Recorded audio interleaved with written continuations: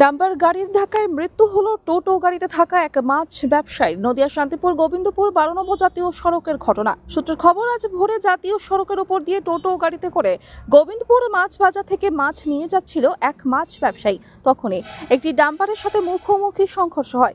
ঘটনাস্থলে মৃত্যু হয় মাছ ব্যবসায়ী কাশিম দফাদারের। যদিও টোটোতে ছিল আরো দুজন, তারাও দুর্ঘটনার শিকার হন। দুজনকে গুরুতর আহত অবস্থায় নিয়ে যাওয়া হয় হাসপাতালে। জানা গেছে 12 নম্বর জাতীয় সড়কের দুপাশে রয়েছে সার্ভিস রোড, কিন্তু যাত্রীদের সুবিধার্থে বেশিরভাগ টোটো চালক এক্সপ্রেস ওয়েতে ঢুকে পড়ে, যার কারণে প্রায়ই ঘটছে মর্মান্তিক দুর্ঘটনা।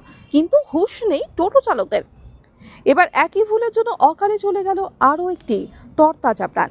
তবে জাতীয় সড়কে টোটো গাড়ির বারবারন্ত নিয়ে ট্রাফিক গার্ডের আধিকারিকদের সাথে যোগাযোগ করলে তাদের দাবি, আইনকে মান্যতা দেয় না কোনো টোটো গাড়ি। উপরন্তু ফাঁক ফোকর পেলেই ঢুকিয়ে দেয় জাতীয় সড়কের এক্সপ্রেসওয়েতে। আগামী দিনে এর বিরুদ্ধে কড়া ব্যবস্থা নিতে চলেছে ট্রাফিক পুলিশ। গাড়িটা সিগন্যালে দাঁড়িয়ে ছিল, ডাম্পার এসে মেরে দিয়েছে। কটার সময় হয়? 6:30 বাজে। গাড়িতে কে কে ছিলেন, কজন ছিলেন? গাড়িতে আমার কাকা ছিল, দুটো কাকা ছিল, এক ড্রাইভার ছিল। তাদের কি অবস্থা আছে এখন? একজন তো মারা গিয়েছে আর একজন হসপিটালে ভর্তি আছে, আর ড্রাইভার ভর্তি আছে। গাড়িটা কোথার থেকে আসছিল? গাড়িটা কৃষ্ণনগর দিক থেকে আসছিল, আর এইটা এখানে সিগন্যাল পার হচ্ছিল, টুকটুকিরা সিগন্যাল পার হয়ে দাঁড়িয়ে ছিল।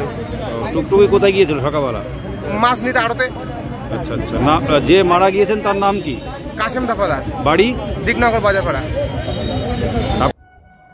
নদিয়া থেকে মাধব দেবনাথের রিপোর্ট, আনন্দ বার্তা।